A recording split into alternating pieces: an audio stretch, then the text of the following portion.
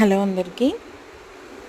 నేను ముందే చెప్తున్నా, మీ దగ్గర పేషెన్స్ ఎక్కువ ఉండి ఓపిక ఉంటేనే ఈ రెసిపీ ట్రై చేయండి.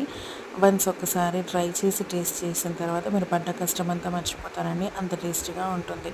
ముందుగా అరకిలో చింతకాయలని తీసుకొని దానిపైన పొట్టు తీసేసి మధ్యలో ఉండే గింజను కూడా తీసి పక్కన ఉంచుకోవాలి. తర్వాత అరకిలో చింతకాయలకి 1 కేజీ పచ్చిమిరపకాయలు తీసుకొని పల్లి నూనెలో బాగా మెత్తబడేంత వరకు ఇలా ఫ్రై చేసుకోవాలి. తర్వాత ఎల్లిపాయల్ని కూడా పేస్ట్ చేసి పక్కన ఉంచుకోవాలి.